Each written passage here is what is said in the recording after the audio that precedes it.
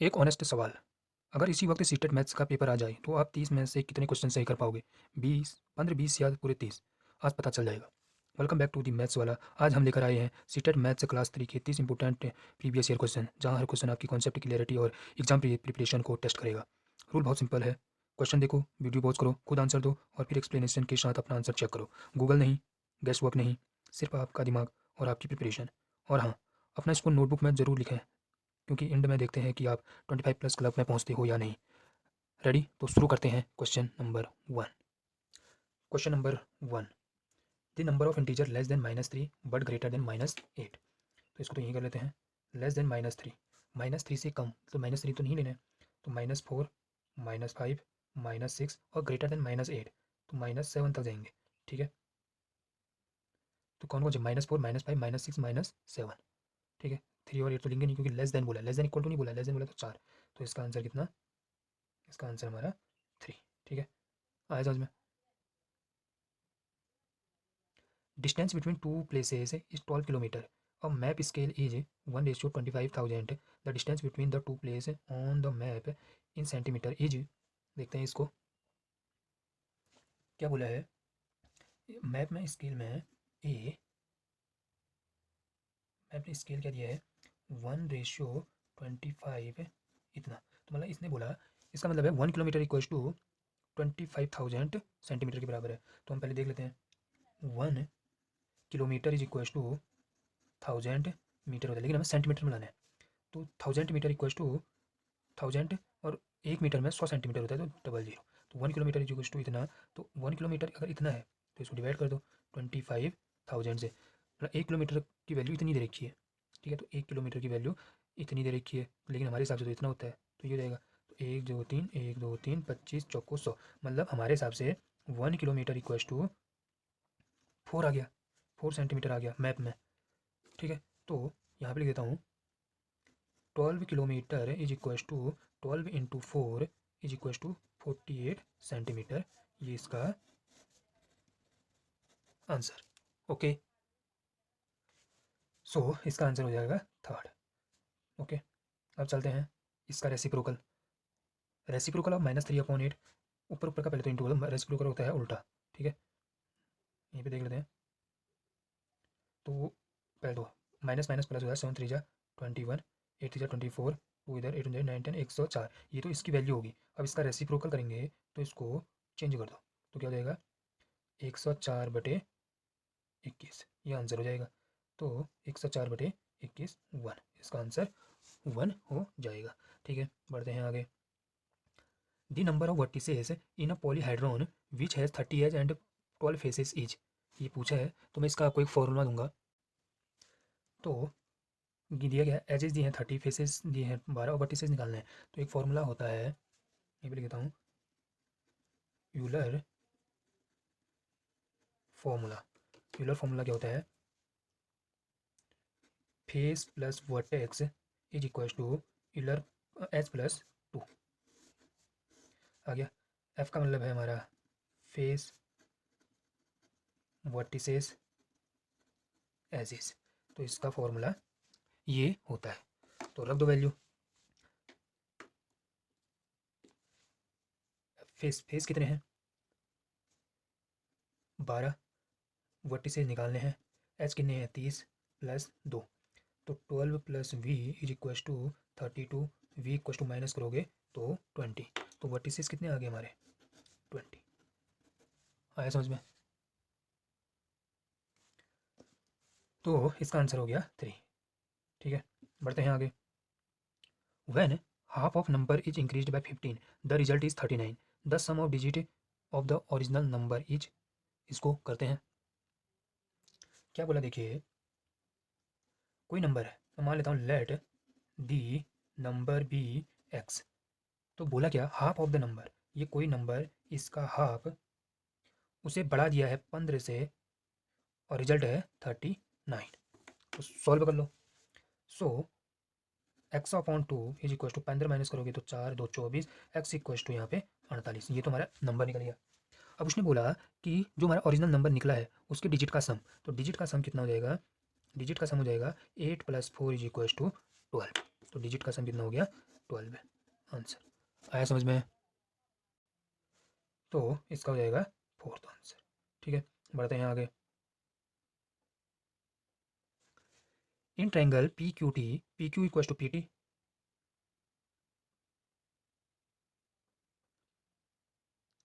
The points R and S are on QT such that PR equals to PS. If angle PTS equals to 62 and RPS equals to 34, then the measure of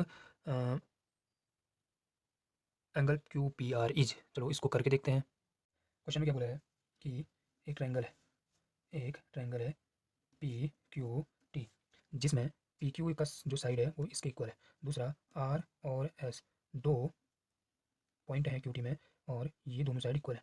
अब इसमें दे रखा है RPS 34 degree, ये 34 degree दिया है, और PTS ये हमें 62 डिग्री दिया है। अब आपको एंगल प्रॉपर्टी यह पता होना चाहिए कि अगर ये दो साइड इक्वल है तो इनके अपोजिट साइड वाले एंगल भी इक्वल होते हैं। तो ये 62 है तो ये भी 62 होगा।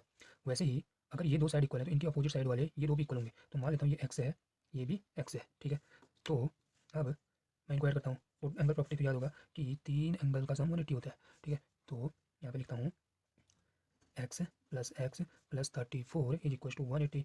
2x इज इक्वल टू कितना हो जाएगा 4, 6, 7 में से 3 4, 146, एक्स इक्वल टू 73। तो ये एक्स इक्वल टू 73 आ गया, मतलब ये 73, ये 73। अगर ये 73 है तो हमें एक और चीज़ पता होगी, ये टोटल क्या होता है 180। तो अगर ये 73 है तो मैं क्या करूँगा, ये एक्स इक्वल टू 73 है तो मैं ये वाला एंगल निकालने के लिए 180 माइनस 73 करूँगा। तो 10 में से 3 7, 0 1, ठीक है, घटाओ, तो ये आ गया हमारा 107। हमें पूछा इस एंगल का है, तो मैं यहाँ पे लिख सकता हूँ क्या 62 प्लस 107 प्लस वाई, इसको वाई ले लेता हूँ, इज इक्वल टू 180 डिग्री। तो ऐड करो 6 7 8 9 6 1 plus Y is equal to 180।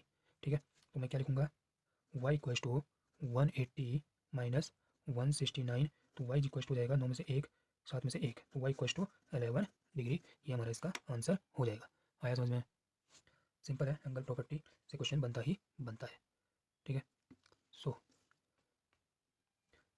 इसका आंसर 1 हो जाएगा। ठीक है, बढ़ते हैं आगे। 37 मैं इसमें यहीं पे करूँगा।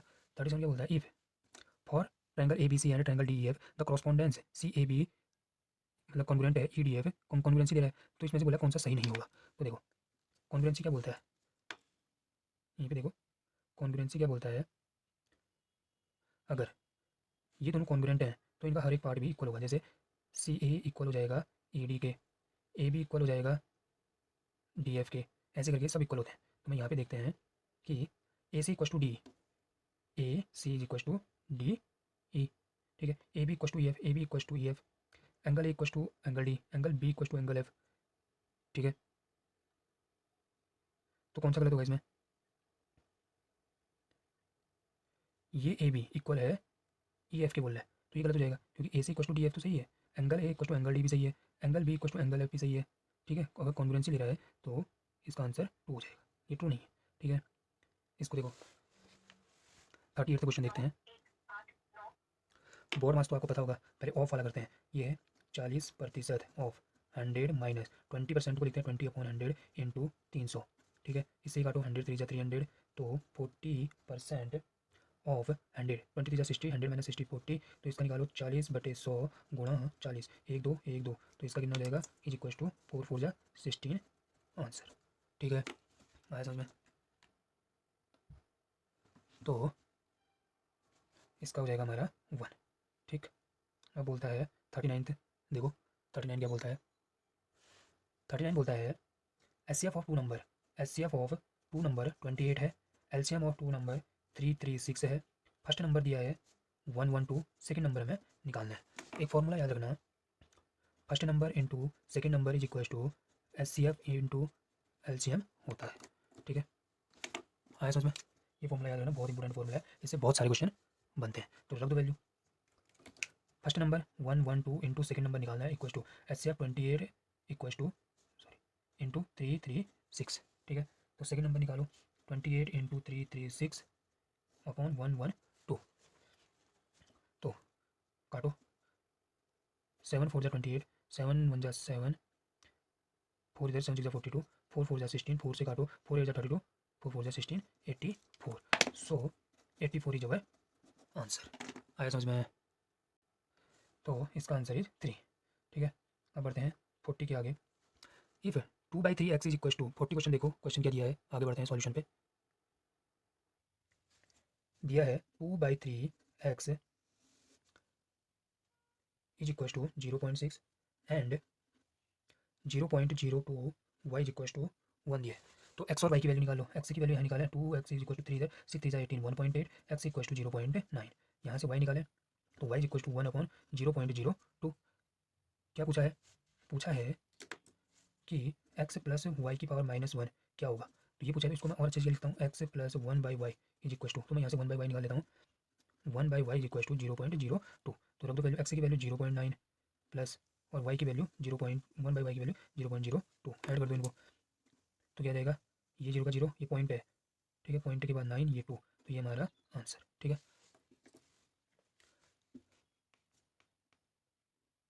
तो इसका आंसर 1। ठीक, आया समझ में?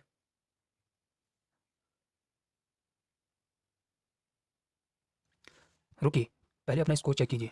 अगर 8 या उससे ज़्यादा स्कोर है तो आप सही डायरेक्शन में जा रहे हैं, लेकिन अब तक जो हुआ वो सिर्फ ट्रेलर था। अब शुरू होगा वो PYQ जहाँ मैक्सिमम स्टूडेंट गलती करते हैं। देखते हैं आप उनमें से हो या टॉपर कैटेगरी में। चलिए बढ़ते हैं क्वेश्चन 41 की तरफ।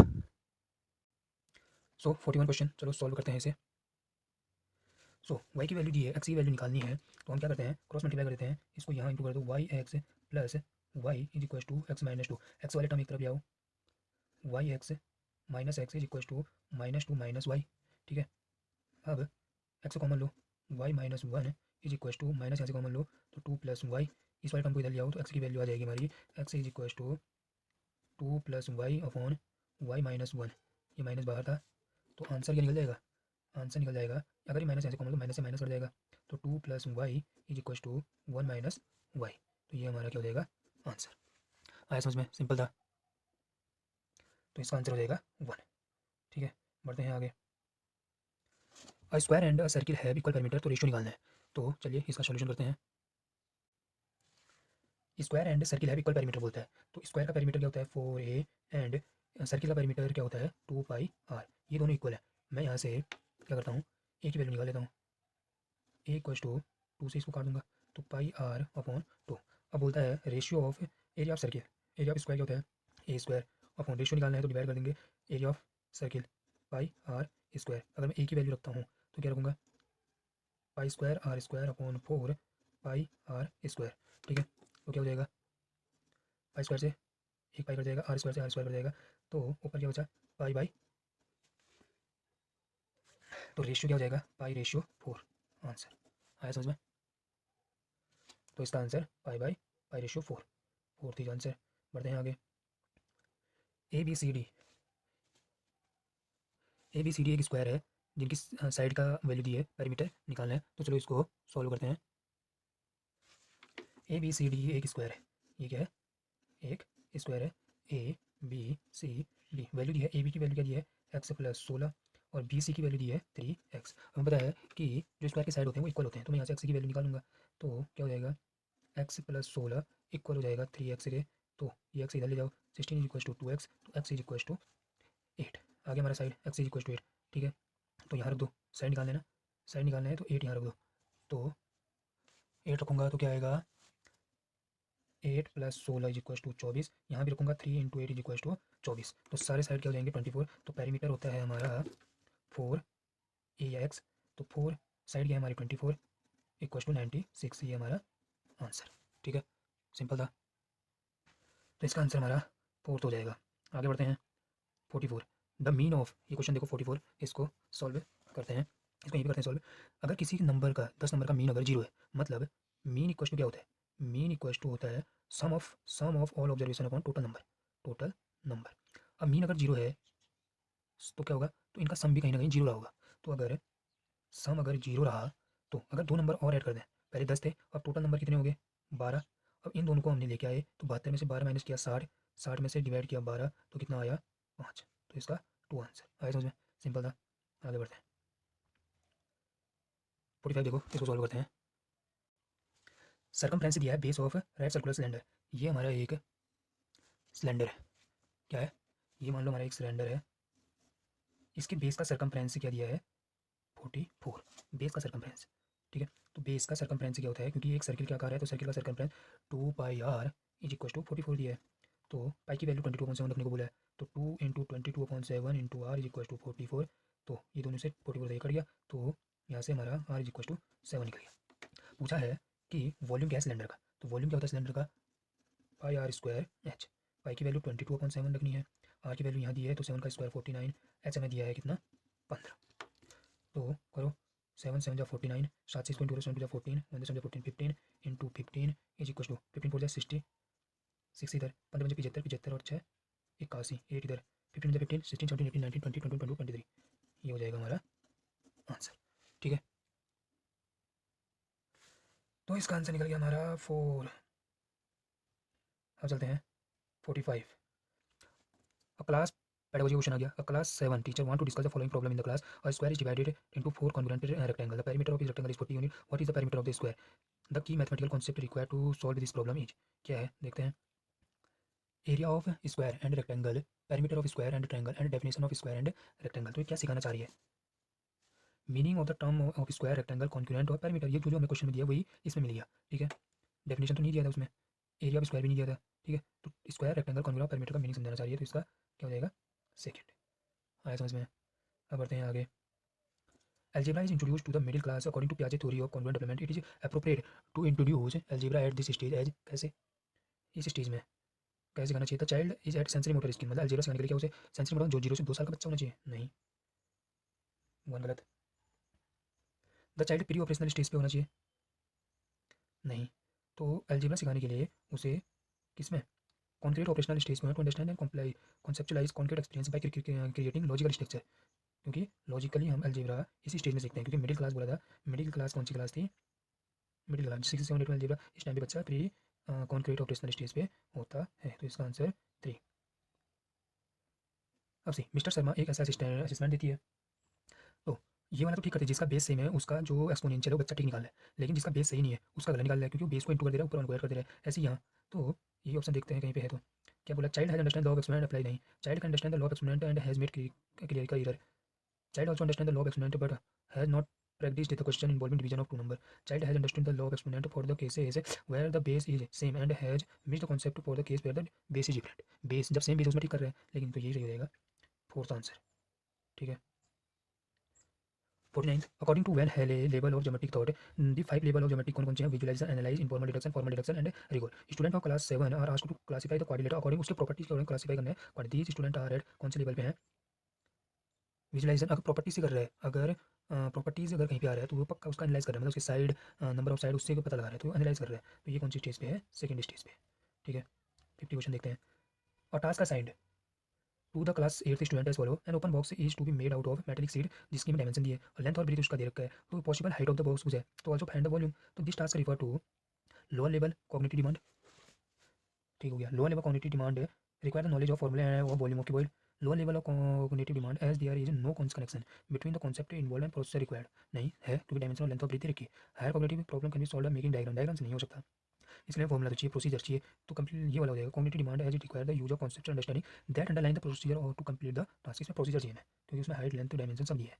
ठीक है, तो हमारे कितने 50 क्वेश्चन पूरे हुए, लास्ट 10 क्वेश्चन बचे हुए हैं। अगर आप यहाँ तक पहुँच गए हैं सो रिस्पेक्ट टू यू, क्योंकि मैक्सिमम स्टूडेंट इसी पॉइंट पर वीडियो स्किप कर देते हैं। अब बच्चे हैं आखिरी 10, अब बचे हैं आखिरी 10 क्वेश्चन, और बिलीव कीजिए यही क्वेश्चन आपके फाइनल स्कोर का गेम बदल सकते हैं। Full focus, no distraction, let's continue. So 51 mister Nadeem give the following task to his class after completing the topic on line and angle. Speak for 2 minutes on the following figure using your knowledge about line and angle. इसके बारे में कुछ दो शब्द बोलने हैं। ये task क्या सिखा रहा है? This task reflective nature can be use to pass exam, खाली पास एग्जाम के लिए बोलो वगैरह नहीं। Exploratory nature can be use for summative assessment, summative assessment होता है यूनिट टेस्ट फाइनल एग्जाम, तो वो तो नहीं कर रहा है। Reflective as well as use formative assessment, मतलब फॉर्मेटिव असेसमेंट मतलब रेगुलर टाइम टू टाइम क्या कहते हैं असेसमेंट हो रहा है, तो इसका थर्ड हो जाएगा। ठीक है, 52 में चलते हैं। और child of class 7 defined rectangle as rectangle is a quadrilateral whose opposite sides are parallel and equal. ये डेफिनेशन क्या रिफ्लेक्ट कर रहा है? क्या कर रहा है? Can not recognize the shape, वो पहचान नहीं पाएगा, वो प्रॉपर्टी बता रहा है, तो वन तो नहीं होगा। Do not know the correct properties of the shape, do not know the correct properties of the shape, property तो सही बता रहा है। ठीक है, know the property of shape but repeated some property, नहीं। Know some property but made some important complete the definition, ये सही है क्योंकि उन्होंने रिपीट तो कोई नहीं किया। ठीक है, a very common error observe in addition of linear equation is 5 plus 3। इसने वेरिएबल चेक नहीं किया, इसने सीधे ऐड करके लिख दिया। दिस टाइप ऑफ एरर कौन सा है? क्लेरिकल एरर, कॉन्सेप्चुअल प्रोसीजर, क्या लगे कॉन्सेप्चुअल एरर है, उसका कॉन्सेप्ट इस बेस पे सही नहीं है। ठीक है, read the following question from the class 6th text book. Prabal deposited 5,000 in the bank at the rate of 5% interest per annum. 2 साल के बाद उसने विड्रॉ किया मनी को 3500। ही डिपोजिट द मनी लेफ्ट, और 3500 के बाद जो बचा पैसा उसने फिर से उसे 5% इंटरेस्ट में जमा कर दिया है। तो ये क्या दर्शा है? ये क्या दर्शाता है? ऑनेस्टी नहीं, habit of saving money. 54 having a habit, simplicity, sincerity, simplicity and helping other. क्या दिखा रहा है? वो जमा कर रहा है, जमा कर रहा है मतलब वो क्या कर रहा है? जितना खर्च हो रहा है उतना ही खर्च कर रहा है, मतलब जितनी जरूरत उतनी खर्च कर रहा है, बाकी जमा कर रहा है। तो ये क्या कर रहा है? Habit of saving money. क्या कर रहा है? Having of saving money. Following the problem from text book और classes express the following statement through linear expression. Neha has 7 more trophies than Megha. ये Megha has x trophies, how many trophy Neha है? ये क्या blues का कौन सा वो हो रहा है इसमें? नॉलेज, कॉम्प्रिहेंशन, एनालाइज या सिंथेसिस? यहाँ पे कॉम्प्रिहेंशन हो रहा है, यहाँ पे बोध किया जा रहा है। ठीक है, क्योंकि लैंग्वेज वाले क्वेश्चन जब भी आते हैं मैथ्स में उसमें कॉम्प्रिहेंशन ही होता है, क्योंकि एनालाइज तो नहीं कर रही है। ठीक है, तो इसका 2 आया समझ में। अब फिर से क्वेश्चन आगे। If p is equal to this and q is equal to this, then the value of p square minus q square is. तो इसको करते हैं। तो देखिए 53 का क्वेश्चन, इन्होंने p इक्वल टू दिया है 3 की पावर 2000 प्लस 3 की पावर माइनस 2000, जिसको और कैसे लिख सकता हूँ मैं? 3 की पावर 2000 प्लस 3 की पावर 1/3 की पावर 2000। तो फिर हमें क्यू दे रखा है, क्यू दिया है 3 की पावर 2000 माइनस 3 की पावर माइनस 2000। इसको मैं लिख सकता हूँ 3 की पावर 2000 माइनस 1/3 की पावर 2000। लेकिन निकालना क्या है? निकालना है हमें P square minus q square, ये निकालना है। ठीक है, तो कैसे निकालेंगे? देखो इसका स्क्वायर कर दो, पी स्क्वायर निकालना तो पी का स्क्वायर कर दो। तो मैं अगर पी का स्क्वायर करूँगा तो इसका स्क्वायर निकाल लो, तो 3 की पावर 4000 प्लस 1/3 की पावर 4000, यहाँ पे प्लस 2, क्योंकि इन दोनों को स्क्वायर करूँगा 2ab होता है। ठीक है, पी 2ab होता है, तो इससे ये कर जाएगा, लास्ट में 2 बचेगा। इसे क्यू स्क्वायर का कर लो, 3 की पावर 4000 प्लस 1 की पावर 3 की पावर 4000 माइनस 2।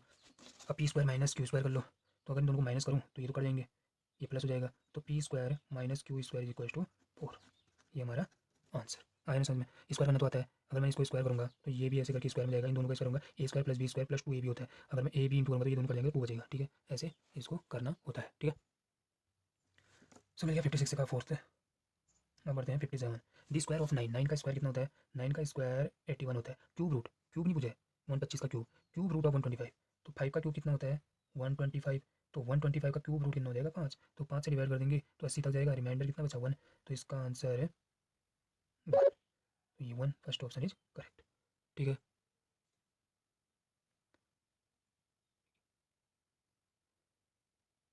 फिफ्टी सेवन में पढ़ते हैं। इसका कैसे करेंगे? ये देखो, ये 4 है, 4 का रूट 2 होगा। ठीक है, फिर क्या बचा? 16 8 इंटू हो जाएगा, यहाँ पे ये रूट हो जाएगा, ये टोटल रूट हो जाएगा। तो फिर ये 16, 16 का रूट फिर 4, तो बचेगा क्या? ये दोनों का 8 16, 16 का यहाँ पे रूट है, तो 16 का रूट 4, तो 16 इंटू 4 कितना? 64, 64 का कितना? 8, तो 58 का 2। आया समझ में? बढ़ते हैं आगे 59 पे। One half of this, one half of this का मतलब क्या हुआ? वन हाफ ऑफ 0.2 इंटू 10 की पावर 30। तो निकालो वन हाफ, ये 1.2 है, 1.2 इसको डिवाइड करूँगा तो 0.6 इंटू 10 की पावर 30। इसको मेरे को अगर वो करना है, एक 10 यहाँ से ले लो, इसको इंटू कर दो, तो 6 इंटू 10 की पावर 30 आ जाएगा, सॉरी 29 आ जाएगा, क्योंकि एक 10 हमने निकाल लिया। तो इसका आंसर क्या हो जाएगा? 2। ठीक है, आया समझ में?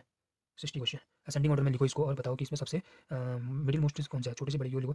इसको रखते हैं 60 क्वेश्चन, हम इसको करते हैं बस एक क्वेश्चन और, ये डिसाइड करेगा कि आप 25 प्लस क्लब ज्वाइन करते हैं या फिर और रिवीजन की जरूरत है। क्वेश्चन को ध्यान से सॉल्व कीजिए और आंसर लॉक कर दीजिए। सो लास्ट क्वेश्चन है, इसको तो असेंडिंग ऑर्डर में लिखना और मिडिल मोस्ट बताना है। तो इसको हम होमवर्क रखेंगे, ये आपके ऑप्शन हो गए। ठीक है, तो इसको होमवर्क रखते हैं, लास्ट क्वेश्चन। ओके, बताएंगे ना आप? Challenge complete. अब बिना चीटिंग किए कमेंट में अपने फाइनल स्कोर लिखिए। 28-30 आउटस्टैंडिंग एग्जाम रेडी। 25,000 बहुत बढ़िया, बस थोड़ी और पॉलिशिंग चाहिए। 25 से कम टेंशन मत लीजिए, इसी PYQ सीरीज़ को कंटिन्यू फॉलो कीजिए, हर क्लास के साथ आपका स्कोर इंप्रूव होगा। अगर वीडियो से कुछ नया सीखने को मिला तो लाइक ज़रूर करें, और अगर आपको सीटेट मैथ्स में 30 में से 30 स्कोर करना चाहते हैं तो दी मैथ्स वाला ऑफिशियल को सब्सक्राइब करके बेल आइकन जरूर प्रेस कीजिए। क्लास 4 और भी धमाकेदार होने वाली है, उसमें मिलते हैं 30 नए PYQ के साथ। चलिए मिलते हैं नेक्स्ट क्लास में। जय हिंद।